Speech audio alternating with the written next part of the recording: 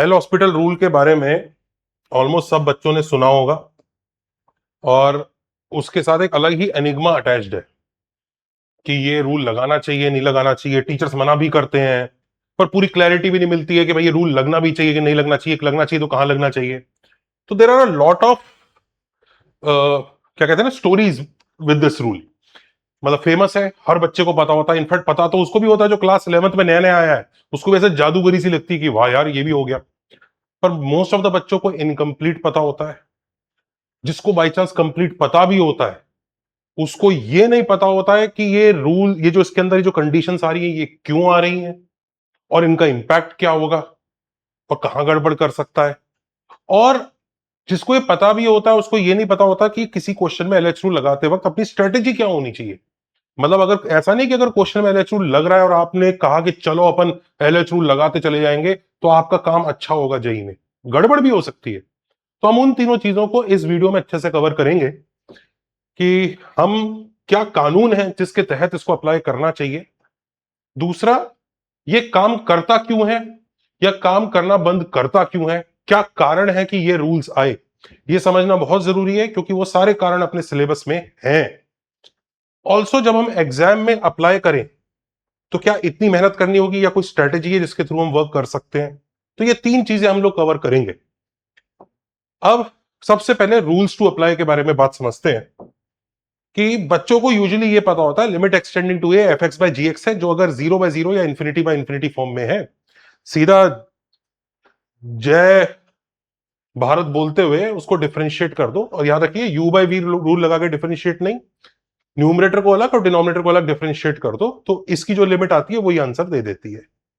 तो जो इसकी लिमिट निकलेगी वही आएगा। और लोग बड़ी खुशी खुशी लगाते भी है कि जैसे limit x tending to 0 sine x by x निकालना है सर, ये 0/0 फॉर्म है, इसको डिफरेंशिएट कर देता हूं तो साइन एक्स का कॉस एक्स हो जाएगा, इसका 1 हो जाएगा और ये लिमिट तो 1 आ रही है तो इसकी भी 1 होगी। तो लोगों को बड़ा जादू सा लगता है सर यही बढ़िया है, सारे क्वेश्चन में यही लगा लूंगा। और कई बच्चे लिमिट्स के डर के मारे इसी को ही सारे क्वेश्चन में लगाने लगते हैं, परंतु इसके अंदर बहुत सारे इश्यूज हैं। इनफैक्ट ये महज एक इत्तेफाक ही होगा कि अगर आपको सिर्फ इतना पता होने से आपका काम चल रहा है। तो काफी इश्यूज है, उन इश्यूज को हम लोगों को डिटेल में पढ़ना है। जिन बच्चों को उन एलएच रूल की समस्याओं को डिटेल में नहीं पढ़ना है वो थोड़ा सा समझ जाए। अच्छा, अब मैं डिटेल शब्द बोल दिया और फिर भी आप लोग यही हैं, इसका मतलब आप डिटेल में चीजें जानना चाहते हैं, डिटेल में पढ़ना चाहते हैं। तो बच्चों थोड़ा आगे जाने से पहले मैं आपसे सिर्फ 15-20 सेकंड लूंगा। हमें आपकी हेल्प चाहिए बच्चों, डिटेल में कॉन्सेप्ट लाने वगैरह में वैसे भी मेजॉरिटी बच्चों को वो चीजें चाहिए भी नहीं। तो हमारा जो कोर्सेज हैं, स्पेशली जो पावर 50 बैचेस में बच्चे अभी से ही 8, 9, 10th के बच्चों के लिए शुरू हो चुका है, जो हमारे ग्लैडिएटर, फिनिक्स या टाइटन बैचेस हैं जो ड्रॉपर्स वगैरह के लिए, उन सब बैचेस में अगर कोई ऐसा बच्चा है कि जिसको लगता है कि वो डिटेल में मैथ्स पढ़ना चाहता है तो एक बार उन कोर्सेज को जरूर चेकआउट करे। इसके अलावा बच्चों हमने जो टेस्ट सीरीज बनाई है वो टेस्ट सीरीज में हमने ये इंश्योर किया है कि जो पैटर्न है उस पैटर्न के तहत तो क्वेश्चंस मिले ही मिले, जो जैसा जेई का पैटर्न आता है, ताकि आपकी पैटर्न भी आपके दिमाग में रजिस्टर हो जाए। पर कुछ ऐसी चीजें भी हो जो आपको शॉक करे, क्योंकि एक्चुअल एग्जाम आपको शॉक ना करे। तो हमारी हेल्प कीजिए, एक बार उनको चेकआउट जरूर कीजिए। अगर पसंद आ रहा है तो वेलकम ऑन बोर्ड। चलिए, लिए ना सिर्फ 15-20 सेकंड ही लिए ना, चलिए आ जाते हैं। तो देखो एक्चुअल स्टेटमेंट के बारे में बात कर रहे हैं हम एलएच रूल के। तो एक्चुअल स्टेटमेंट ये है कि एफ एक्स और जी एक्स अगर डिफरेंशिएबल फंक्शंस हैं एक इंटरवल में ए के अराउंड, तो हम एक्सटेंडिंग टू ए पर बात कर रहे हैं, तो ए माइनस डेल्टा और ए प्लस डेल्टा, मतलब डेल्टा आपको कुछ बताना पड़ेगा कि 0.1 0.2 जो भी है, मतलब you will have to specify some delta जिसमें वो फंक्शन डिफरेंशिएबल है। जब आप साइन एक्स बाय एक्स में आपने लगाया था ना, तो आपने डेल्टा बताया नहीं था, पर आप बता सकते हैं कि साइन एक्स जो है -0.1 से 0.1 के बीच में डिफरेंशिएबल होगा। बिल्कुल कोई दिक्कत नहीं है। और डिनोमिनेटर जो x है वो भी इसके बीच में डिफरेंशिएबल होगा, तो आपका डेल्टा 0.1 हो गया, 0 माइनस 0.1 टू 0.1। और ये डेल्टा आपको बताना पड़ेगा। आप ऐसे नहीं कह सकते कि मैं वो डेल्टा चूज कर रहा हूं जो दुनिया के सबसे छोटे रैशनल नंबर्स का जस्ट आधा होगा, ये इस तरह की बातें नहीं कर सकते आप। आपको डेल्टा बोलना पड़ेगा। तो a माइनस डेल्टा से a प्लस डेल्टा के बीच में फंक्शन डिफरेंशिएबल है, a पर नहीं है तो भी भाड़ में जाए, कोई दिक्कत नहीं है। मतलब अब देखो जैसे कई सारे फंक्शन होंगे जो ए पर डिफरेंशिएबल नहीं होंगे, कुछ भी कारण हो सकता है, ए पर कोई दिक्कत आ रही है उनको। मॉड एक्स बाय एक्स ले लीजिए, तो ऊपर वाला फंक्शन जीरो पे डिफरेंशिएबल नहीं है, उससे हमें हमें जीरो पे मतलब नहीं है, हमें उस उसके उस पंचर नेबरहुड के बात करनी है, मतलब उस पॉइंट के अलावा बात करो। तो -0.1 से 0.1 के बीच में ये डिफरेंशिएबल है, और अब आंसर आ रहा नहीं आ रहा वो अलग कहानी है, वो डिफरेंशिएबल है, होना चाहिए, जीरो पे नहीं है उससे हमें कोई मतलब नहीं है, मतलब we are not worried about zero. तो it is differentiable except possibly at A, और अगर ए पे डिफरेंशिएबल है तो भी हमें कोई समस्या नहीं है नॉनदलेस। दूसरा पॉइंट, और अगर limit extending to A F x by ji X tending to zero by tending to zero या tending to infinity by infinity form अगर आपको मिलती है, मतलब ये इन्हीं दो फॉर्म के लिए वर्क करेगा। क्यों वर्क कर रहा है इन्हीं दोनों फॉर्म के लिए ये भी हम लोग आगे देखेंगे। तो ये tending to zero by tending to zero, tending to infinity by tending to infinity form होती है, that is the second statement. तीसरा, ये जो आपका डिनोमिनेटर है ना उसका डेरिवेटिव भी उस इंटरवल में, जिस इंटरवल में आपने इसकी डिफरेंशिएबिलिटी की बात कर रहे हैं, उस इंटरवल में कभी भी जीरो नहीं होना चाहिए, कभी भी एक जगह भी जीरो नहीं होना चाहिए, एक्सेप्ट उस पॉइंट पर हो जाए, ए पर, ए की बात नहीं कर रहे, ए के अलावा बात कर रहे, तो वो कभी जीरो नहीं होना चाहिए। अच्छे से हम इन सब पॉइंट्स को एक एक करके समझेंगे आज के वीडियो में, घबराइए नहीं, एक एक पॉइंट क्लियर हो जाएगा। पहले मैं आपको लिस्ट दिखा रहा हूं, ये तीन। चौथा ये कि अगर limit extending to A F dash x by ji dash X L आ जाता है, और एल मतलब या तो वो एग्जिस्ट करके आंसर दे देता है या फिर उसका आंसर इन्फिनिटी या माइनस इन्फिनिटी कुछ ऐसा आंसर आ जाता है, ये चौथा पॉइंट है। अब होता क्या है कि अगर ये चारों पॉइंट्स वैलिड होते हैं तो आप ये कहते हैं कि लिमिट एक्सटेंडिंग टू ए, जो ओरिजिनल लिमिट थी जिसको आप निकालना चाहते थे, ओरिजिनली आप इसकी लिमिट निकालना चाह रहे थे, इसकी लिमिट को, इसकी लिमिट को निकालना चाह रहे थे, तो जो ओरिजिनल लिमिट है वो भी एल होगी, मतलब वो एग्जिस्ट कर रही है तो वही एल हो जाएगा, अगर इन्फिनिटी तो इन्फिनिटी हो जाएगा। ये इसका स्टेटमेंट है, मतलब कहानी ऐसी है कि ये स्टेटमेंट्स होंगे सच तो ये बात बोली जाएगी। अब क्योंकि इसमें इतने सारे टेस्ट और वो सब है तो हमें स्ट्रेटेजी बनानी पड़ेगी कि भाई इसको यूज कैसे करना है, क्योंकि तो काफी चीजें हैं और इसमें वो डेल्टा वगैरह की बात कर रहा है, वो थोड़ा अजीब लगता है बच्चों को। ऑल्सो हमें रीजनिंग भी समझना चाहिए कि ये कंडीशंस आई क्यों है, ताकि हम उनको अपने हिसाब से थोड़ा समझ सकें कि इस क्वेश्चन में कौन सी चेक करनी है नहीं करनी है, और थोड़ा कौन सी मिस्टेक्स हम कर सकते हैं अगर एलएच रूल पे अंधाधुंध भरोसा कर लें। तो इन सब पे हम बात करने जा रहे हैं। तो सबसे पहले मैं आपको मॉरल ऑफ द स्टोरी बता दूं, एलएच रूल का स्ट्रेटेजी सबसे पहले, मतलब एक बेसिक स्ट्रेटेजी। बेटर स्ट्रेटेजी अभी आगे आएगी जब मैं बताऊंगा कहां कहां मिस्टेक्स हो सकती हैं। तो मॉरल ऑफ द स्टोरी ये है कि सबसे पहले आप कंडीशंस चेक करेंगे, और कंडीशंस कितनी है, चार। ध्यान रखिए स्टेटमेंट पांच लिखे हैं, पांचवा वाला कंडीशन नहीं है, पांचवा वाला तो आउटपुट है। वो कहता है कि अगर पहली चारों कंडीशन सच हो जाती हैं तो जिसकी लिमिट तुम निकालना चाह रहे हो वो एल आ जाएगा। तो वो यही कह रहा है, पहले तो आप चारों कंडीशन चेक करोगे, अगर चारों कंडीशन पास कर गई तो इसका आंसर भी एल आएगा, जो कि एग्जिस्ट करता हुआ लिमिट भी हो सकता है या इन्फिनिटी भी हो सकता है। अगर चारों में से एक भी फेल हो गई, चारों में से एक भी फेल हो गई, तो याद रखो ओरिजिनल लिमिट हो सकता है अभी भी आ जाए। ये लिमिट का फेल होना नहीं हुआ है कि लिमिट नहीं एग्जिस्ट कर रही है, ये अगर चारों में से एक भी कंडीशन गलत हो जाती है, नहीं वर्क कर रही होती है, इसका मतलब यह है कि एलएच रूल फेल हो गया।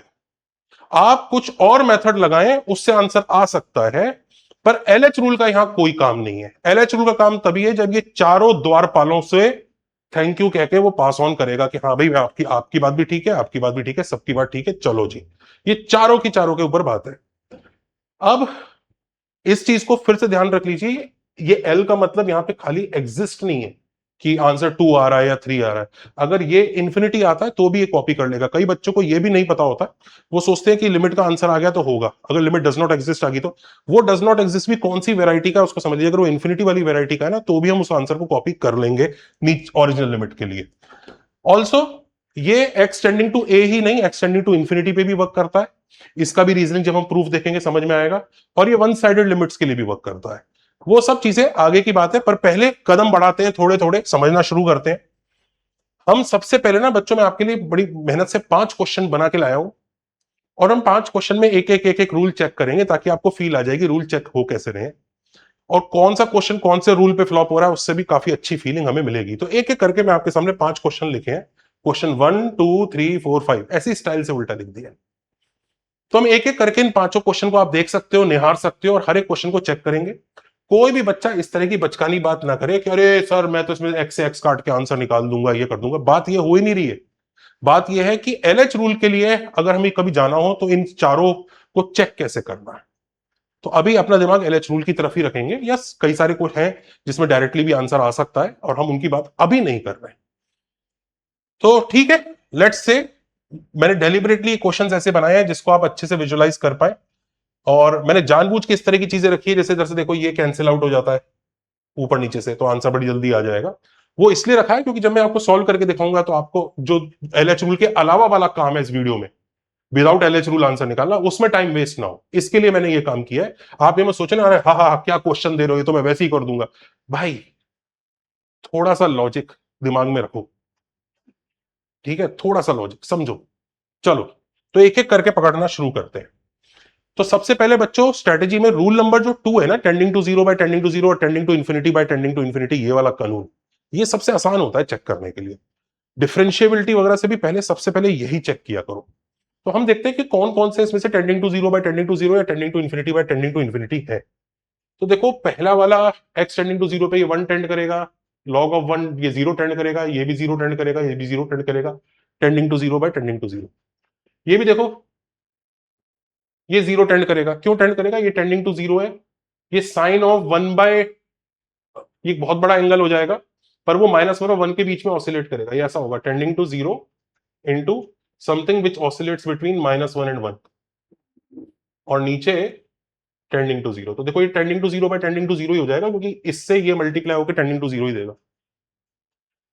सिमिलरली आप इसको भी देख सकते हैं, ये भी टेंडिंग टू जीरो होगा क्योंकि ये टेंडिंग टू जीरो है, बाकी सब अगर ऑसिलेट कर भी रहा है तो भी इट वोंट मैटर क्योंकि वो एक लिमिट्स के अंदर ही ऑसिलेट करेंगे। ये भी टेंडिंग टू जीरो हो जाएगा। तो एक एक करके हम सारे चेक करें तो ये tending to zero by tending to zero, ये भी tending to zero by tending to zero, ये भी tending to zero by tending to zero, ये भी tending to zero by tending to zero. देखो ऊपर न्यूमरेटर ये 0 टेंड कर रहा है और डिनोमिनेटर 0 टेंड कर रहा है, पर ये नहीं है, ये tending to infinity by infinity भी नहीं है और 0 बाय 0 कुछ भी नहीं है इनमें से। खुद देख लीजिए एक्स जब 1 टेंड करेगा तो ये ln2 माइनस ln2, ओके ऊपर न्यूमरेटर 0 टेंड कर रहा है पर डिनोमिनेटर 0 नहीं टेंड कर रहा। तो ये तो हमारा रूल नंबर 2 ही फेल कर गया। अगर ये रूल नंबर 2 ही फेल कर गया तो यहां पे एलएच रूल नहीं लगेगा। पर हाँ आप नॉर्मली आंसर निकालो कि ये न्यूमरेटर 0 टेंड कर रहा है, डिनोमिनेटर 3 प्लस साइन 1 टेंड कर रहा है, तो आंसर हमारी लिमिट का आराम से, आंसर हमारी लिमिट का आराम से 0 आ जाएगा। तो ये एलएच रूल ने नहीं किया, मैंने जानबूझ के क्वेश्चन सिंपल इसलिए रखे हैं ताकि जब एक बार एलएच रूल का काम हो जाए तो हम बचा हुआ काम ही जल्दी कर पाए। तो ये एलएच रूल कुछ नहीं कर पाएगा, इसमें एलएच रूल कुछ भी नहीं बोल पाएगा, वो तो रूल ही फेल हो गया। एलएच रूल कह रहा है कि अगर ये होगा तो मैं आंसर दूंगा, इनमें से कुछ भी अगर गड़बड़ हो गई तो एलएच रूल भाग जाता है, कहता मुझे नहीं पता, तुम अपने आप देखो, अपने आप देखो, तुम पहाड़ से कूद जाओ, मुझे कुछ फर्क नहीं पड़ रहा। ये विदाउट एलएच रूल आंसर दे रहा है। एलएच रूल ने कहा I don't care about it, I can't do anything about it. तो क्वेश्चन 2 गया और रूल नंबर 2 से चेक करके हमारे 4 क्वेश्चन फिल्टर आउट हुए हैं। ये वो 4 क्वेश्चन है, रूल नंबर 2 भी हट चुका है, मतलब हमने चेक कर लिया, वो क्वेश्चन भी फिल्टर आउट हो गया। अब हम कौन सा रूल चेक करेंगे? हम चेक करेंगे रूल नंबर 1, क्योंकि वो चेक करने में नेक्स्ट लेवल पे सबसे इजी है। तो रूल नंबर 1 पे हमें न्यूमरेटर और डिनोमिनेटर की डिफरेंशिएबिलिटी को एक सर्टेन इंटरवल में, एक सर्टेन इंटरवल में हमें बात करनी है, और हमें उस इंटरवल में अगर वो ए पॉइंट पे डिफरेंशिएबल नहीं भी है ना तो हमें उससे कोई मतलब नहीं है। तो चलिए लेट्स स्टार्ट, लेट्स स्टार्ट। सबसे पहले इसको, ये देखिए ये x की पावर 4 है, ये तो दुनिया जहां में डिफरेंशिएबल है, तो हमें क्या ही दिक्कत। इसको भी देख लीजिए, ये डिफरेंशिएबल है, पॉलिनोमियल है। Sine x by x, x equal to 0 पे ही परेशान होते हैं। तो x इक्वल, और हम 0 के नेबरहुड की बात कर रहे हैं, तो 0 के नेबरहुड में साइन एक्स बाय एक्स जो है आपका 0 से इधर आप 0.5 -0.5 टू 0.5 लेके देखिए, -0.5 to 0.5 sine x by x कहीं भी दुखी नहीं होगा एक्सेप्ट x इक्वल टू 0 पे, पर x इक्वल टू 0 से हमें मतलब भी नहीं है, तो वो मस्ट डिफरेंशिएबल फंक्शन बनेगा, differentiable plus differentiable upon differentiable. तो ये तो ऊपर वाला भी अलग से डिफरेंशिएबल है, नीचे वाला भी अलग से डिफरेंशिएबल है, तो ये फर्स्ट कंडीशन तो वर्क कर रही है। ऐसे ही आप क्वेश्चन नंबर 4 को देखिए, ये भी डिफरेंशिएबल है। क्यों डिफरेंशिएबल है भाई? डिनोमिनेटर डिफरेंस, हमें ओवरऑल डिफरेंशिएबिलिटी नहीं चेक करनी कि f x by g x की, एफ एक्स की अलग, जी एक्स की अलग, तो जी एक्स तो पक्का डिफरेंशिएबल है ही, कोई परेशानी की जरूरत ही नहीं है एक्स। इसको देखो,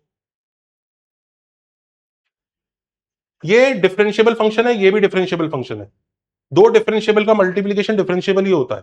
इनकी डिफरेंशिएबिलिटी खराब सिर्फ एक्स इक्वल टू जीरो पे ही होगी, पर एक्स इक्वल टू जीरो की हम बात ही नहीं करेंगे, हमें तो बात ही करनी है कि ए माइनस डेल्टा टू ए प्लस डेल्टा, ए बाढ़ में जाए, हमें ए से कोई टेंशन नहीं है।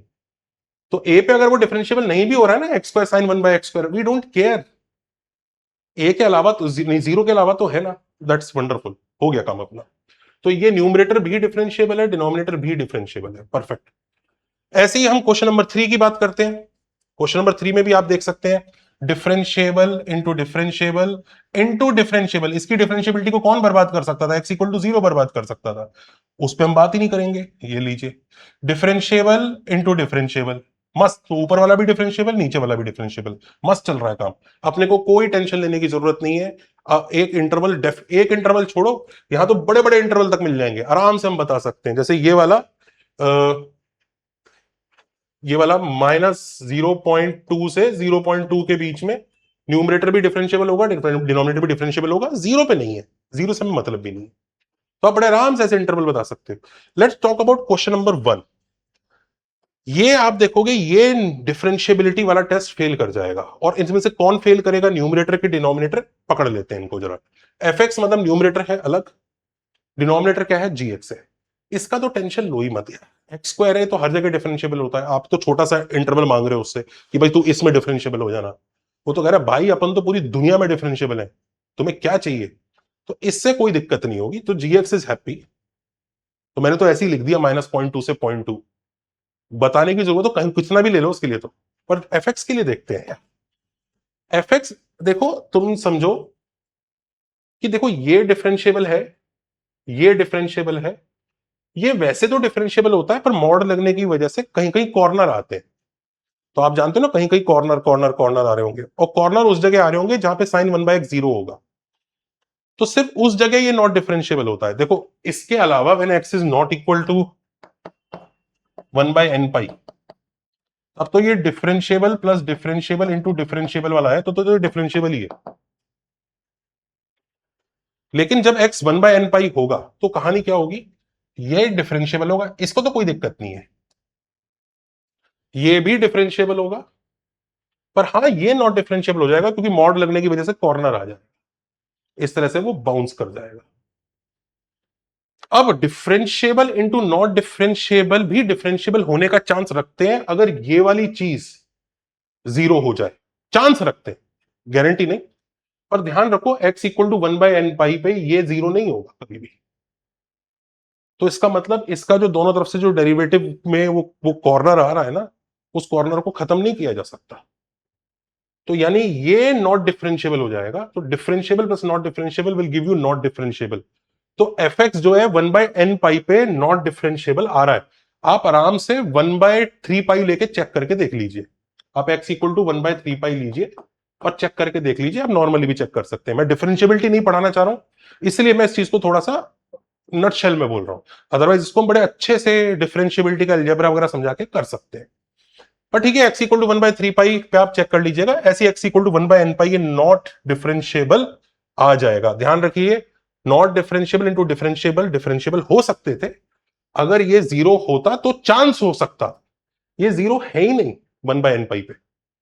तो चलिए, इसका मतलब ये 1/n पाई पे नॉट डिफरेंशिएबल है। अब आप कोई भी इंटरवल उठाओ, लेट्स से छोटा सा ही आपने उठाया -0.2 से 0.2, अब उसके अंदर n इक्वल टू 100 डाल दोगे तो 1/100 पाई है वहां पे, और वहां पे नॉट डिफरेंशिएबिलिटी आ रही है। तो आपने कहा, आपने जो कहा ना इस इंटरवल में न्यूमरेटर भी डिफरेंशिएबल है, डिनोमिनेटर भी डिफरेंशिएबल है ना, ये वाला इंटरवल न्यूमरेटर के लिए काम नहीं कर रहा है। आपने कहा कोई बात नहीं, हम और छोटा कर देते हैं, तो हम n को और बड़ा कर देंगे। आपने कहा चलो 0.1 टू -0.1, हम n को 1/1000 पाई ले लेंगे। आप कोई भी ऐसा इंटरवल नहीं ढूंढ पाओगे जहां पर एफ एक्स डिफरेंशिएबल हो पाए।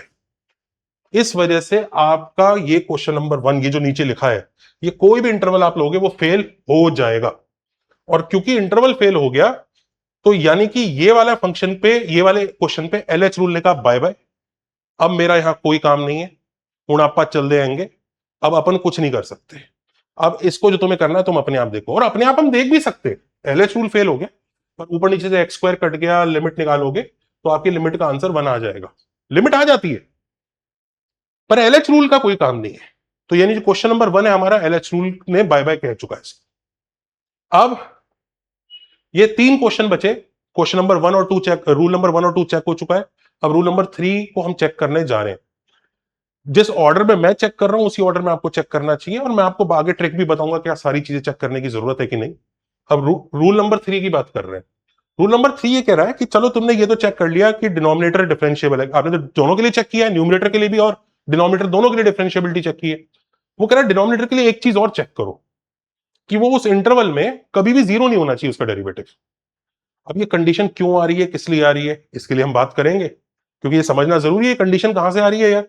तो अब डिनोमिनेटर कभी भी जीरो नहीं होना चाहिए डेरिवेटिव की, that is the condition it wants to check. तो चलो ये जो सारे के सारे ये क्रॉस करके निकले थे कि हमने रूल नंबर 1 को पार कर लिया, हम रूल नंबर 3 इनके साथ चेक कर रहे हैं।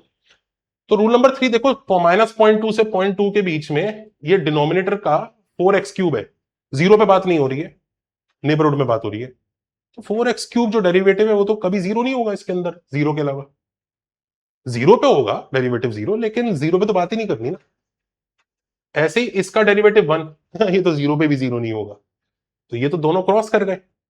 इसकी बात करते हैं 3, हमें इस वाले के डेरिवेटिव के बारे में बात करनी है। तो जैसे ही हम इसको, अच्छा ये याद रखना ये डिफरेंशिएबल जरूर है, लेकिन हम डेरिवेटिव के बारे में बात करें तो इसका डेरिवेटिव निकाला हमने, gx x² 2 plus sign 1/x।